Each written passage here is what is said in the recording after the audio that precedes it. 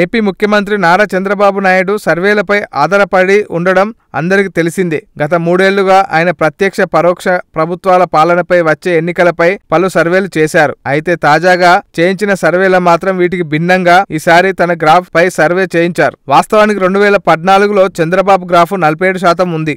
కానీ ఇప్పుడు అది 43%కి పడిపోయింది. అంటే గతంలో జగన్ కు 42% ఉంది. ఇప్పుడు కూడా అదే గ్రాఫ్ లో ఉన్నారు జగన్. అయితే గత ఎన్నికల్లో మోడీ, పవన్ అసత్య హామీలు చంద్రబాబు సీఎం అయ్యారు. ప్రస్తుతం జగన్ కు చంద్రబాబుకు మధ్య తేడా 1% మాత్రమే ఉంది. జగన్ అధికారంలోకి రావడానికి ఖాయమని తేలుతున్న సందర్భాలు చాలా ఈ సర్వేలు చెప్తున్నాయి. చంద్రబాబుకు ఇప్పటికే 4% తగ్గాయి కాబట్టి ఎన్నికల నాటికి మరింత తగ్గే అవకాశం స్పష్టంగా కనిపిస్తుంది. అలాగే జగన్ ప్లీనరీ ముందు వేయించిన సర్వే కాబట్టి 42% ఉంది. ప్రస్తుతం ప్రకటించిన 9 పథకాలు పాదయాత్ర పూర్తి చేసేసరికి జగన్ గ్రాఫ్ 60%కి చేరుకున్న ఆశ్చర్యం లేదని దీన్ని బట్టి అర్థమవుతుంది. అవినీతి హామీలు రాజధానిలో పడని ముందు అడుగు చంద్రబాబు గ్రాఫ్ పడిపోయే కారణాలని తెలుస్తుంది.